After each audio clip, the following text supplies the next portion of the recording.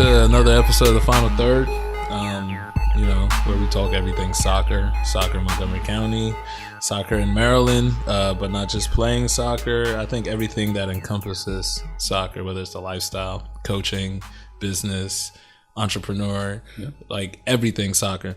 So it's with pleasure that I got an old coach, not even an old coach, this was just a few years ago, from one of the pro teams I played on, Coach Greg in the house from 3D Sports. But thanks for coming on the show, Coach. Hey, thanks for having me, man. It really My means pleasure. a lot, man. Yeah. It's a little different dynamics. We're not on the field working. So now you're in control. It's an honor for me to be here. So now you're in control. So. I'm really, really, really, really glad you're here. And now we can actually get to me figuring out exactly how it was coaching players like us. Yeah. It's funny I mentioned Brandon coming, but he can't make it, unfortunately. But I really want to see now from the coach's side how it was, because I'm sure from our side it was like, we looked at it a certain way. You know what I mean? Especially like the plyos and us being introduced to that. But we'll get to that. So anyways, Coach, tell us a little bit about you. Okay, my name is Greg Harris. I'm the owner of 3D Speed and Performance Training. The 3Ds actually stand for dedication, drive, and discipline. Yeah. All those things you need to be successful. I don't care what it is that you do. That's true. So my background's in rehab, post-rehab, strength training, speed and agility training, and also adding some biofeedback to what I'm doing too. So, So that's what the biofeedback. Yeah. What is that exactly? I've actually teamed up with a few therapists, psychotherapists, that will, it's called psychological performance enhancement. Well, it teaches you to work on controlling your anxiety, your heart rate, your thinking on the field, not being too overly exciting and exerting yourself. I mean, all these things that, we can measure. So we'll get into more about it. So pretty much strengthening, for lack of a better term, the muscles of the brain for parts that focus on athletic strengthening your mental performance, game, right? To bring your mental game up to where you're at, your physical game is. So it's crazy how sports is slowly turning. I don't want to say turning, but maybe highlighting or putting more in the spotlight the effects and the magnitude of the mental strength. Over just the physical strength now. Because, when I was growing up, which wasn't that long ago, it was, how strong are you? How fast are you? How quick are you? You know what I mean? And a lot of emphasis on even the technical part for soccer, at least. And I'm sure football is almost the same way. But now you're starting to see people and coaches and, organizations looking for more like how smart are they? How quicker their decision making, not how fast, how quick, but how do they handle situations, decision making. All of these things are now starting to be like the thing that makes a player. So this psychological performance enhancement training. It sounds like steroids for the brain. Psychological enhancement training. So what exactly do they do? Like if I was to come in and do like an evaluation? What exactly would they do? We'll come out and what we'll do, present it to you guys, and talk to you about the medical side of it, how the evaluation is done. It involves putting electrodes on muscles. Right. Tells you, it can tell you how much you're sweating. It can tell you how the muscle's reacting, whether it be to a game time situation versus, okay, I'll give you a situation. Like me as a coach, if I can see a guy's fingertips getting white. You understand what I'm saying? And that's part of biofeedback. I can tell, his hands are cold or he's not ready, things like that. But those are the things that we can enhance with you, teach you to control so you're ready at all times. So if you do an evaluation and you find out, damn, in situations where this guy is usually in this area of the field. Now, this is just straight off the cuff. I'm just, this guy in this area of the field, let's say the attacking third sweats a lot more and heart rate is a lot more than it is when he's in the middle third or in the defensive third. That feedback would then tell you like maybe this guy is a lot more nervous in the final third. He's overexerting himself. So that's what it could be telling me. He's pushing himself a little harder than he has to. And then you wonder why he's getting fatigued or he's getting tired, because it could be his heart rate's way up, or his anxiety is like through the roof. Because now he's in a situation where now there's thinking involved versus reacting. Right. Okay. Because no matter how much you practice, you guys go through it day after day after day after day after day after day, and you're teaching them. Yeah. Ball goes here, ball goes there. If somebody comes here, push the ball there. But you see in game time situations, when that happens to somebody, their thinking or their processing is like they don't know what to do at certain times. Yeah. And like you were talking about, when you were growing up, they wanted to see how fast you were, how strong you were, how high you could jump. Those are all benchmarks. But the problem with that is, and as I was telling you, versus D1 players versus D3 players. Yeah. Okay, you can have the same athletic ability, same speed, same strength, but it's processing. It's that mental processing of the game. D1 guy's already 2 steps ahead. He already knows where he's going to pass and where he's going to show. That D3 guy, he has no clue where he's going to pass the ball or what he's going to do after he passes the ball. She passes the ball. So that's the part of the game that people don't understand. Your mental game has to be just as high as your physical game. Yeah. So that's where we come into play. That's without a doubt what I'm finding too at the college level where I'm coaching, and also at the developmental level with my O3s and my O2s. In fact, I just had them in here yesterday coaching, and I'm telling these guys, some days they'll come out here and they'll play like, some of these guys might be getting recruited by D1 schools. Our older kids, half of them are going to D1 schools. So these guys, that's their benchmark. They got to start making it to D1 because there's their second wave of our philosophy, right?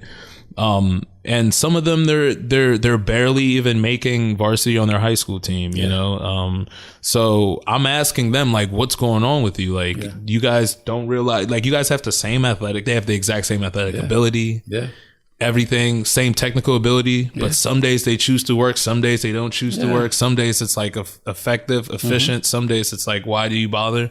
And I'm trying to figure out like what's going on with them. But you're right. If you could find a way to have some kind of aspect of soccer that just only dwells on the mental part, what's going on, what processes are happening, how can we make this better?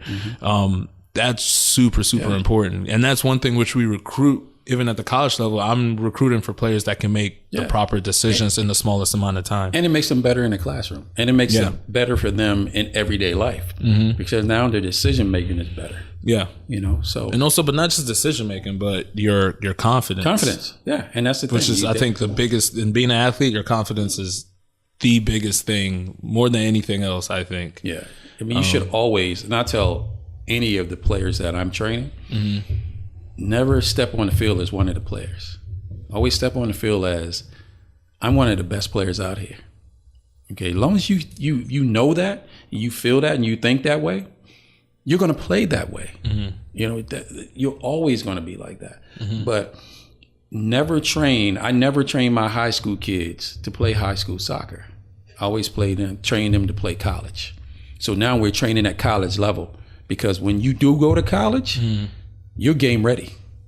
There's no reason for me to train you to play high school soccer at the high school level, because that's over now. You understand? As soon as you hit high school, it's over now, because your goal is to play college soccer. Yeah. So there's no reason for me to train you to play high school soccer. We do that when you're playing on your club teams, when you're 11, 12 years old. And you're aspiring to make your high school team. That's when you know what I'm saying. Yeah. So I'm training you to be physically strong enough to play high school. To make those decisions, and passes are better and crisp, and getting your leg strength and stuff there, and you're doing stuff. Because when you get there, everybody has their tests that they have to pass and things like that. So we're training you to do that. But once you hit that high school level, it's straight college training now. Yeah. Yeah. Yeah, it's like my dad used to say, like, dress for the next position up. Yeah. So it's kind of like you got to train for the next, plateau. Mm-hmm. So with that being said, here are a couple of my players about to walk in right now. Okay. So with that being said, I wanna really get to understand your company. Okay. And I want to understand what your company's stand is with development at the younger level. So on this show, we've had a lot of the players come on here and tell us like, playing and growing up at this area, soccer was like this, soccer was like that. I like this, I like that. Mm-hmm. You're the first actual coach we've had on here. Yeah. So I want to hear your take on how it is when, they're coming up, let's say on the grassroots level, that 7 to 8, what things are important there, what things we do well as coaches, what things we struggle with. Yeah. And then you move on to like the more competitive levels, which is that like 12 to like 18, and then the professional level. So what's your take on it? At the young age, you basically teaching them the basics and doing the basics correctly. You hear people say practice makes perfect. It's not true. Perfect practice makes perfect. Yeah. You can practice something perfectly wrong and do it wrong the whole time. So, what I stress is whatever you're going to do it to the best of your ability and do it correctly. Because now your body is just going to do it because it's now second nature. You don't have to think about it. You see, like I was telling you, the Messis and the Neymars and the Pelés and the footwork that they have, they're not thinking. You understand what I'm saying? Yeah. Their body's just reacting to what's happening in front of them. But your other players, there's a thinking to it. They're looking down at the ball, They're trying to figure out where they're going to go. These guys they already know where they're going with the ball. It's like instinct. Right? Yeah.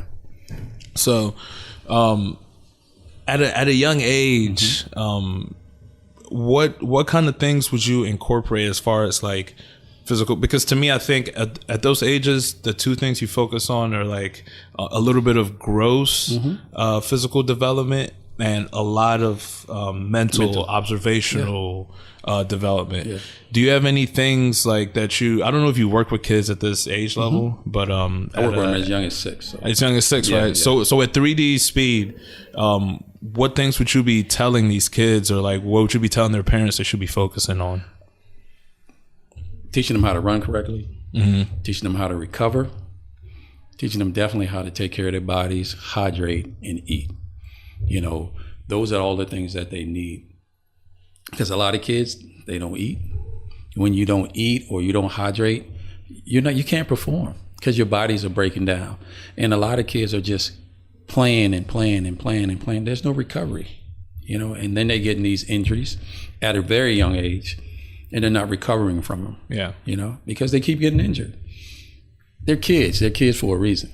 You're going to have kids that love the game, and you're going to have kids that just want to play the game. So once you figure out what it is that your child wants to do, especially the ones that have the love for the game, definitely, have them really focus on what it takes to be a top level athlete. Okay. Like you and I were saying, the processing, the mental game has to be there, because you could, as a kid at that age, just yelling at them can throw their game off. Or you're raising your voice. You're not yelling at them. You're yelling out their name, and you want them to do something. But now they figure, okay, coach is yelling at me, so now I've done something wrong. So their game is off. Yeah. They have to know they have to be stronger than that mentally, and just break it down that way, because once your mental game is strong, your physical game is definitely going to follow it. Yeah. Because the kids are sponges. They're going to pick it up. They're going to pick up everything they see you doing. Believe me, everything they see you doing and everything they hear you saying, they pick it up, whether it be good or bad. So, just be conscious of what it is that you really want to teach them. So, okay. And now at this age too, for physical development, can you start incorporating things like plyometrics, or even maybe like explosive, or even some resistance bands, like some lightweight resistance bands? No, I wouldn't do it at that age. At this age, basically teaching them how to run, teaching them how to keep their feet moving, and basically teaching them flexibility and, learning how to recover, especially at that age. What about balance and stability? Yeah, definitely balance and core training. That's always going to be a part of that throughout that age all the way up until they, if they're going to make it if they aspire to be at the next level, it's just going to be, that's going to be enhanced as they get older. So yeah, but so definitely what things balance, core training, ACL and injury prevention programs. We're definitely I incorporate that in everything that I do. My warm-ups, I mean, as you well know, my warm-ups, by the time I'm done with my warm-ups, your body's ready to go. We're done. Yeah. Yo, by the time we're done with the warm-ups, I feel like I'm 20 minutes into a game. Yeah. I'm hitting the ground running, you know what I mean? Yeah. My first win is out, Yeah. So you can incorporate those kind of things with tots, essentially. Yeah, just incorporate. I mean, definitely you want to train them to take care of their bodies. First and foremost, like I said, with the I wouldn't do plyometrics because their growth plates are still soft, and a lot of them won't pay attention to their form at this level, and you can't see them all and things like that. But definitely with the stretching and teaching them how to run and keeping their feet moving, arm action. I mean, you can work on core stuff and things like that. But I wouldn't worry so much about the plyometric side of it. So now let's move to the kids that are playing travel, that are getting ready for high school, or even the ones in high school. As I think about then, it's like your motor skills are almost up there. Now you're looking for performance. What things should they be implementing in their everyday, not just training, but soccer lifestyle?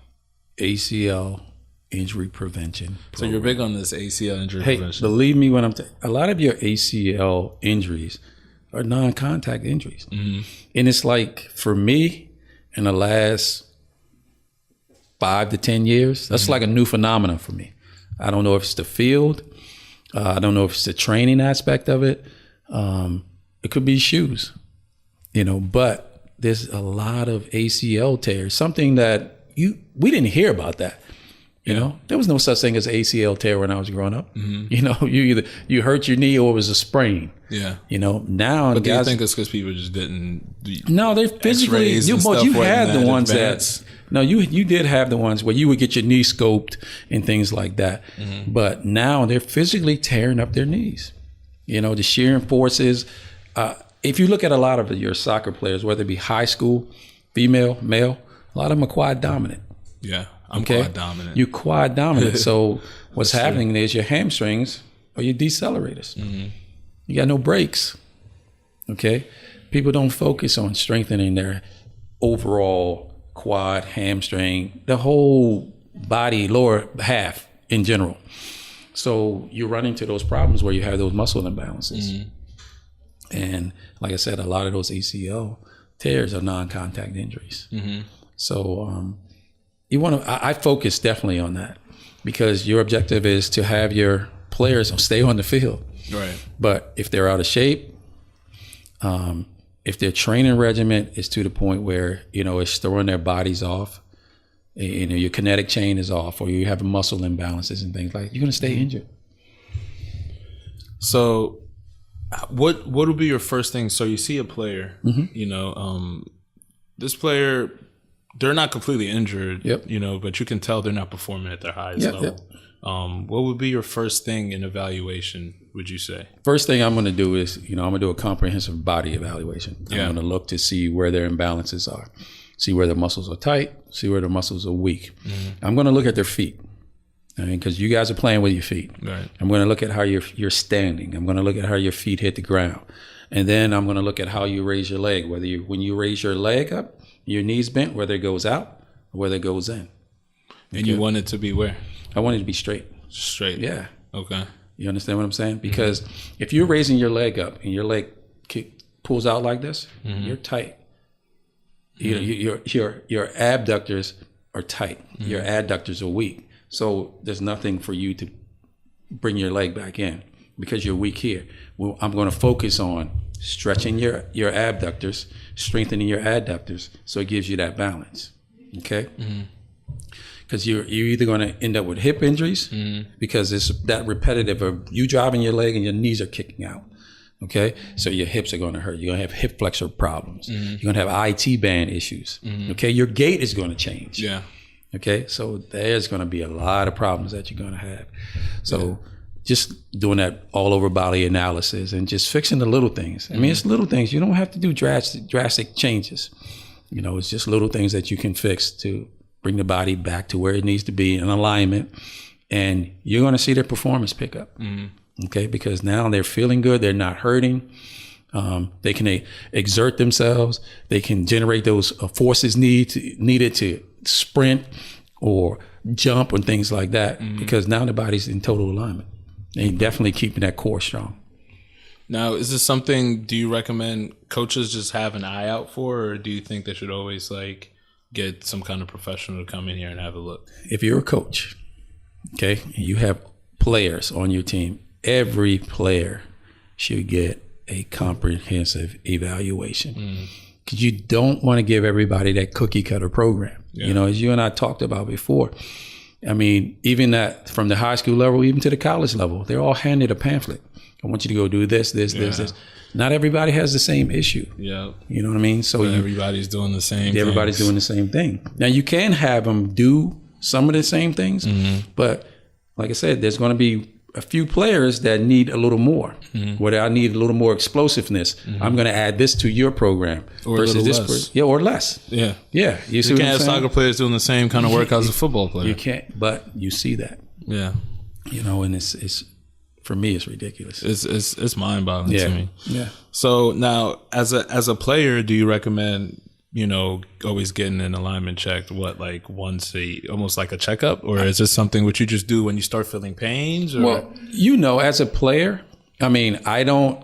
As a coach, I'm looking at you and I know something's wrong. But as a player, you should know if your body's not feeling right. You know when your body's not feeling right. So if it's off, hey, I need to get checked out. Okay, like you see your sprinters, your track and field guys. If they feel a little twinge, if something's off, they're going to shut it down. As soccer players, American football players, baseball players, or what have you, we're always taught, push through that. Yeah, I was going to say, okay, it sometimes contradicts to what you're being told by your coach or the demands of your team, your country, or whatever is going on. So, and there's a difference, though. I always, like, even the athletes that I train, there's a difference between hurting, being hurt, and being in pain. Okay, a bruise hurts, and you can physically play. Yeah. When I'm in pain, I physically cannot perform. That's the difference. So when somebody asks you, are you in pain here? And they say, yeah, well, I'm in pain. That means I physically can't play. So why put me on the field? So what do you call just a bruise pain? It's hurt. It's not pain. Okay. You're hurt. It hurts. Okay. So if I touch it, it hurts. If I'm not touching it, does it hurt? No. You see what I'm saying? Because some people, you walk up and say, where you get that bruise from? You touch it like, oh, man, don't touch it. Right. But when you didn't touch it, it didn't hurt at all. You understand what I'm saying? But when there's something where it's just constant, I'm uncomfortable, that's pain. So what do you call, we were talking about this. It was like 5 games into it was like the 6th game into the season. Yeah. I've been having this chronic back thing. My lower back just kept getting worse and worse and worse. And it started like week, even in the preseason, you know. So I've played like 7 or 8 games on it. That probably means I've played, I don't know, maybe like 20, 30 practices on it. Yep. And it just kept getting worse and worse and worse and worse, to the point that I felt, you know, like I think I tore a muscle in my lower back. And I came in there. It was right before we had a game. It was right before the game. And I was like, Coach, like, I don't think I can go. Like, my back is done. It's done. I couldn't even jump. And, you know, to me, that was pain and hurt and whatever else you want to call it. It was everything, you know what I mean? So I was like, I'm definitely injured. And my mindset too, growing up, was always play through pain. Yeah. You know what I mean? And if you can't move, you can't kick, you can't jump, then maybe you're injured, you know? Yeah. So when I came up to you and you did whatever, some Japanese, but I did, whatever that was. But I did, you know, I asked you some questions. Yeah. And from what you were telling me, I knew exactly where to go and what could be the issue. So when I did go to that area, I could tell that's where you were having a problem, which was more like a easy fix because there was other things causing it to happen. Mainly your hip flexors were tight. Yeah, so hip flexors are always tight. Yeah, your lower back, your quadratus lumborum was tight. So basically what I did was some manipulation and I freed it up. And it loosened up your back, freed up your back pain, and you were able to go. I gotta tell you, it was a little unorthodox. Yeah.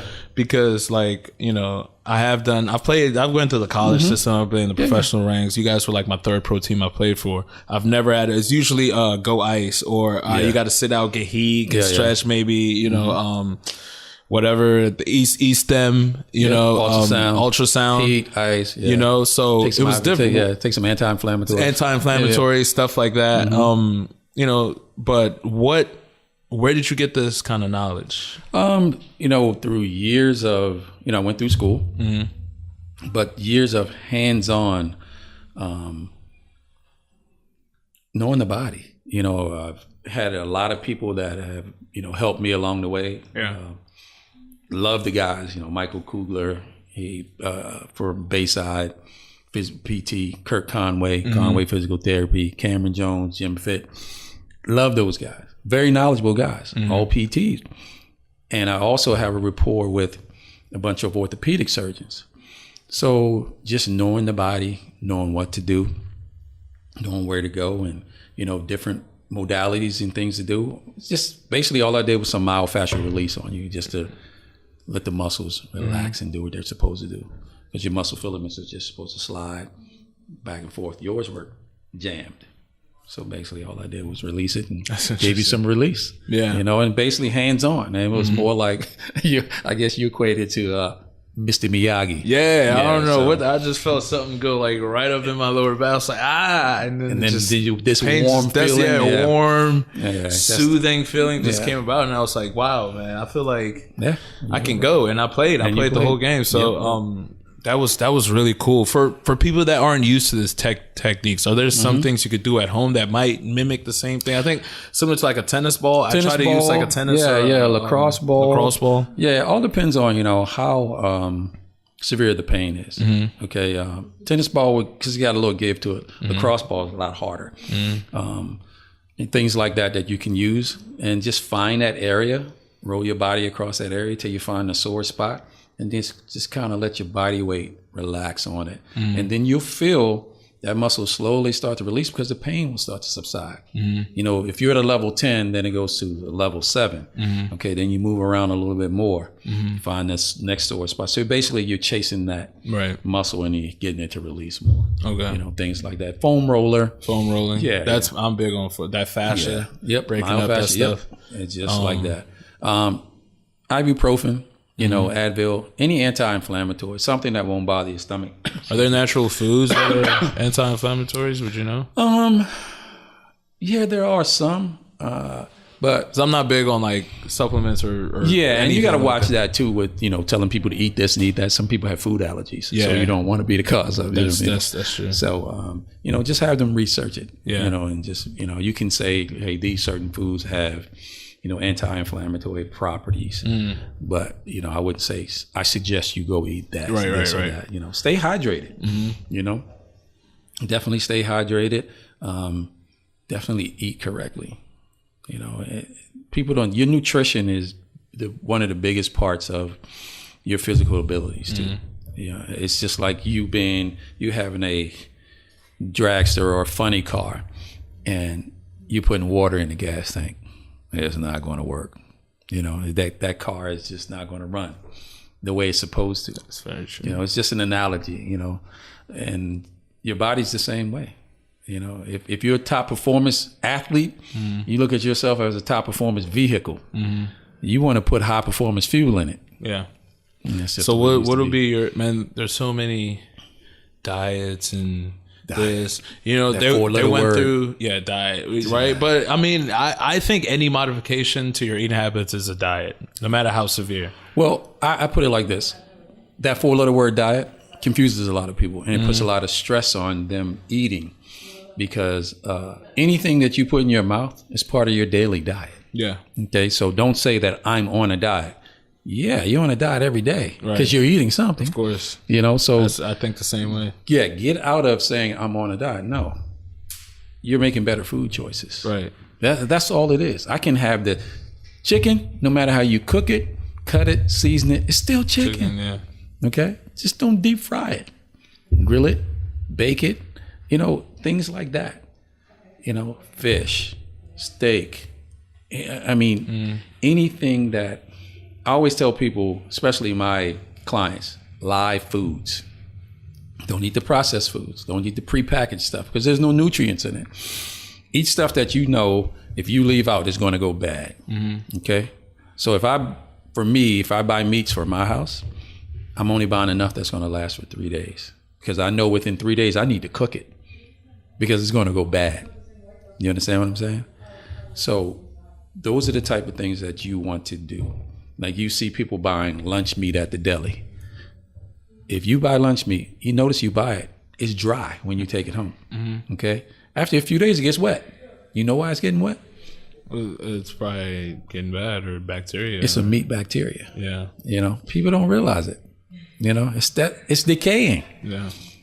So don't set yourself up for that kind of stuff. Set yourself up for things that you know that you're gonna fix and you're gonna eat.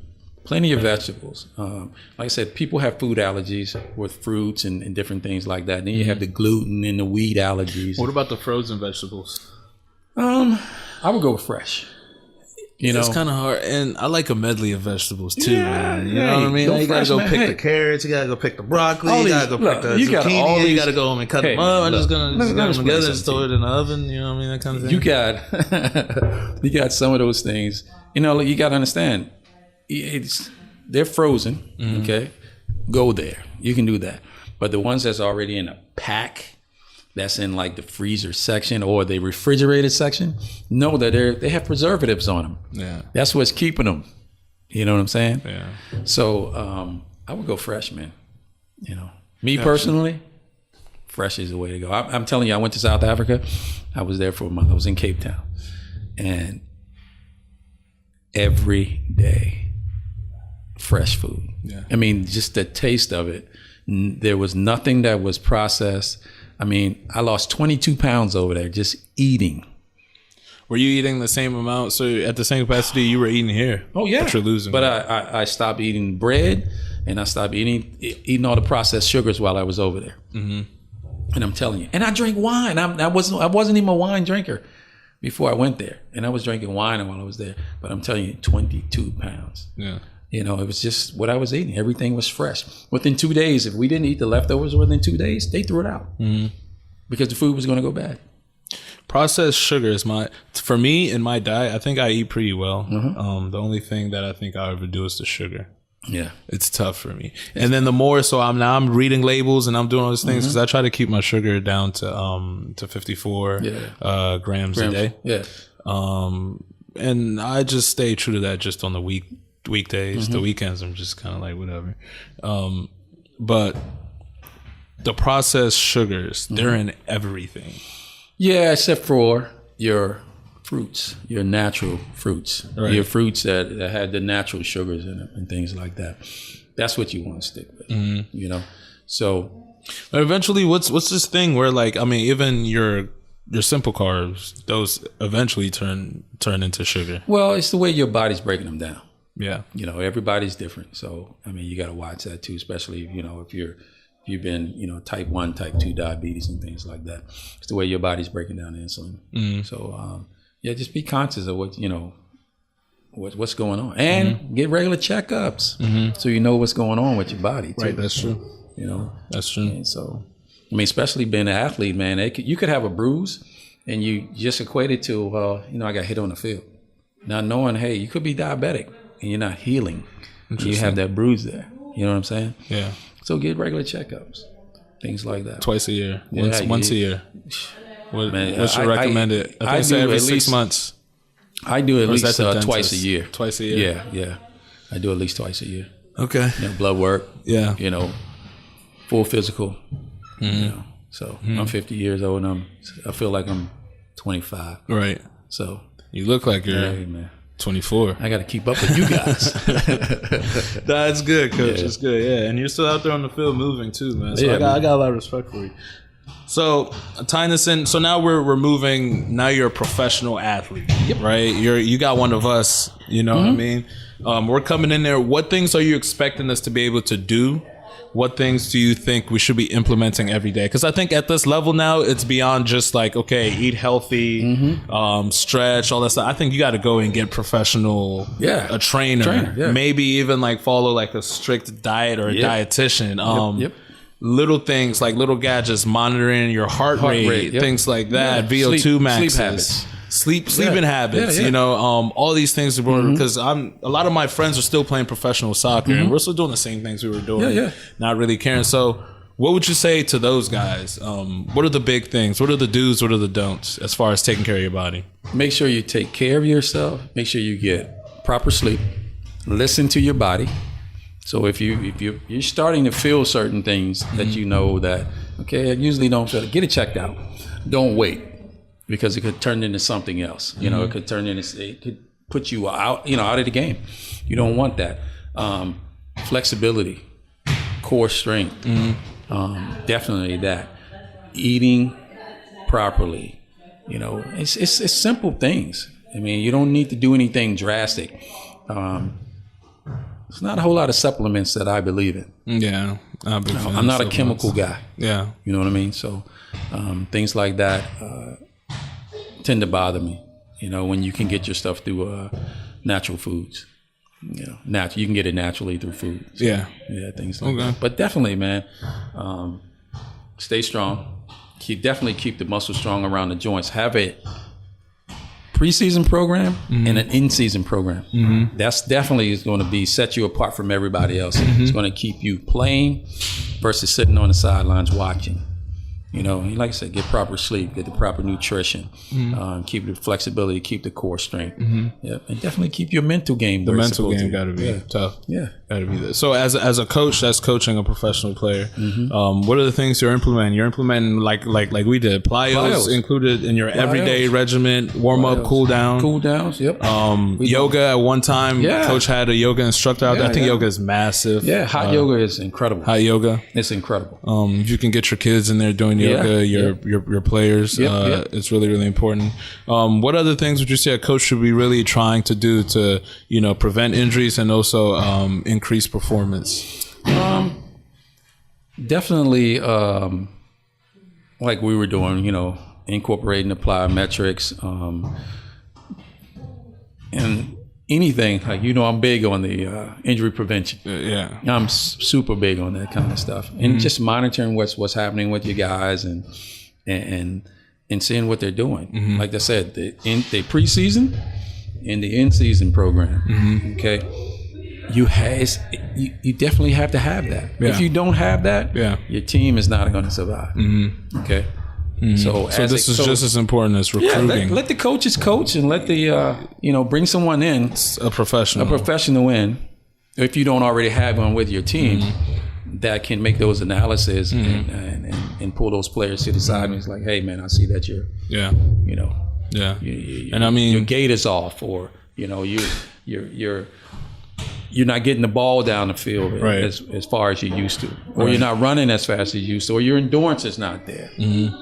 Because as a player, we want to be out there. We're not going to say, man, I'm tired. I don't want to come off the field. But if I see you getting beat and I'm pulling you off the field, you're not saying to me, well, coach, I'm tired, I've been fatigued. I'm just seeing you as being beat. So now you're looking at me like, why are you pulling me off, coach? That type of thing. Underperforming. Yeah, you underperform. But, as long as you guys communicate, keep that communication open and be honest about what's going on with you and things like that, everything will work itself out. Right. Yeah, but definitely have that professional on staff. Yeah. The coach's job is to coach. That's it. I gotta be honest with you, Coach Martin, phenomenal coach, one of the best coaches I've ever had. One of the best soccer minds I know. Yeah. I respect that guy. Yeah, not just on the field, off the field. Taught me a lot of things there.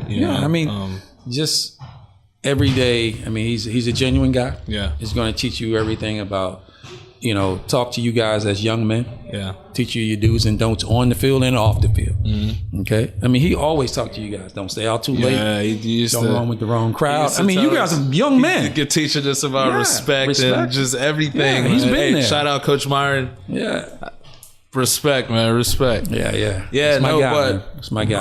Great coach, phenomenal philosophies, all those weird stuff we're doing, the tennis ball, man. At the same time. Great stuff. Learned a lot, grew a lot, but I don't think we would have been the team that we were, or he would be as good as a coach if he didn't have a professional guy like you, doing the speed and agilities and injury prevention and strengthening and overall performance. So that way he can stick to just, the soccer things. It makes things a lot easier, it makes us perform at a high level. So and it makes you feel good, made me feel good. Like I said, to have those peers, you have your orthopedic doctors and you have your physical therapists and like coaches. Just, hey, you do what you do because I know what you do. Yeah, I don't have to worry about my guys. Yeah, so Myron's my guy, man. We trust each other, and that's another thing. As long as you trust what the other person is doing, that's the most important thing. It makes it easy. Yeah. So now you guys are a great team. Now, the last thing that I want to tie around this is, especially on the show too, we like to highlight. Like I said, it's not just about playing soccer, coaching soccer. It's also about growing in soccer, business opportunities in soccer, entrepreneurship in soccer, building this company, 3D Speed and Performance. I mean, you guys are in 5 different counties, 5 different states. And that's all you. That's all me. So for those people that are looking to get into PT, for those people that are looking to grow in this career, but not just that, probably young black African American who probably, we don't stand the same chance all the time. I can sugarcoat as much as I can, but let's be real. You know what I mean? Especially in sports, at the higher levels. What would you say the path should be for them? How did you go about becoming where you're at now? Being such an influential figure in the strengthening and conditioning department, and what could they implement in their lives to hopefully get to where you're at someday? Most of mine was trial and error. Actually, one day I worked for a physical therapy office, and one day I decided that I was going to stop doing that and open up my own business. And everybody thought I was crazy. I believed in myself. I knew I had the knowledge there. So I stepped out on it. I stepped out on faith. And man, 22 years later, I'm still doing this. And the hardest part about doing this, especially if you're going to think about going in business, is duplicating yourself. You're learning that now. So you can't. I mean, there's times where you need to be home. 5 places at once. I mean, or you need to be studying, or you need to be getting a game plan for, the other team. But now you're here training because you have this facility. Duplicating yourself and trusting people is one of the hardest things that I had to learn. So, and having others see your work, because I don't advertise anymore, and see what you do. It's in the product that you put out, calling you. I mean, I have people call me from Major League Baseball, the NFL, the NBA, because it's all word of mouth. And a lot of them comes from, like I said, they've been injured and gone to the doctors, and the doctors said, well, you need to see this guy. And believe me, no money's changing hands between the two of us. It's all on reputation. And if somebody's asking me, hey, if I'm injured, who would I go to for, knee surgery or shoulder? I do have these guys that I can send people to because I trust their work. I see their work because I end up getting these athletes and they get back to the field to play bigger, faster, stronger, without any hiccups. Because I know these guys know what they're doing, and I trust their work, and they trust me. So, So if you have one take home for the people that were following, so for that, Todd that we talked about, who's still developing, for that guy, that kid that's reaching the competitive level that wants to go play pro, for the professionals, for the aspiring PT guys, if you had one takeaway, what would it be? Work on your craft. Work diligently on your craft. If you want to be doing what I'm doing with the rehab side of this, being a personal trainer, just being a specialist at what you do, make sure you know the body. Know everything you need to know about the body. Okay, if you don't know, go to somebody that does. If there's something that I don't know, and I know I don't know it, and I can't help you, believe me, I know people that can. And when you show up, I'm showing up with you because I want to know too. So those are the things that I put in my toolbox. And I'm going to learn more about that because I want to be able to add that too, because now it's one-stop shopping. You understand? So that's true. That's what, and for the young kids that are aspiring to be, professional players, professional athletes are different animals. And people don't understand, nothing stops them. Yeah. If they have a goal, they're going to reach it. Okay? And nothing's going to stand in the way of that. That amount of hours that they put in, they're getting up on your own when your parents don't have to tell you to get up and, juggle your ball or get out there touching your ball.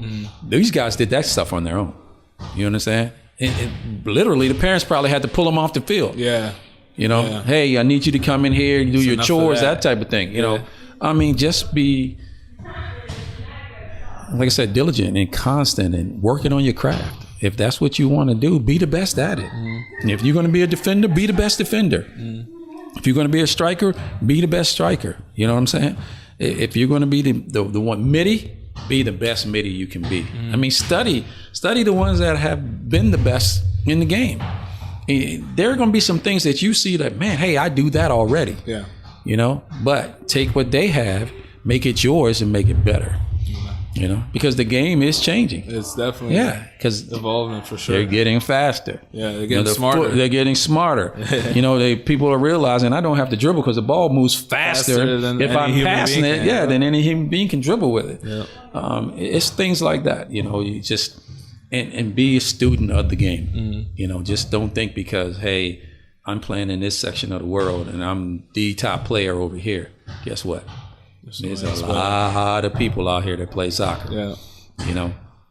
So you may be the best here, but there's a lot of people there. That's like, kids get a culture shock when they go to college. Yeah. As a D1 athlete. Well, I got a full ride. Guess what? Everybody got a full ride. And guess what they're doing next year?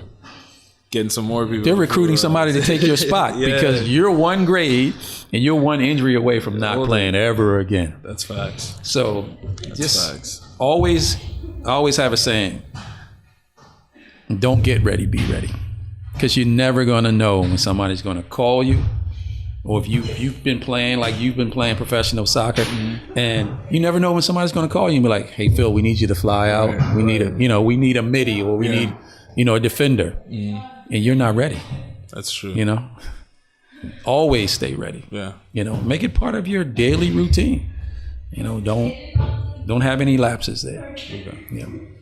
Well, Coach, it's been a real pleasure, man. I learned so much from this.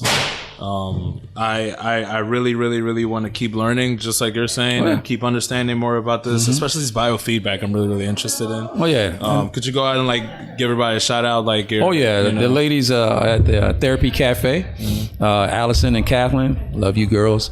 Thank you for bringing me in on the biofeedback. Well, I mean, it enhances, my business, and it is also going to enhance my athletes. So, I thank you ladies for bringing that to me, and looking more of working with them and getting this going. So, and all the athletes listening, watching, definitely check out 3D Sports and Performance. I mean, I've worked with Coach. Did some phenomenal things for me. I have nothing but great things to say about you. I hope you reach even higher plateaus than you've already reached, because you're already way up there. And it's a real pleasure, and thank you for coming on, Coach. Hey man, I really appreciate it, and I hope that everything that I was able to give you, that you were able to use and work with your team, and hopefully it helped them. It did. Thank you, Coach. Appreciate it. Yeah, I appreciate you, man. Thanks for having me. Of course.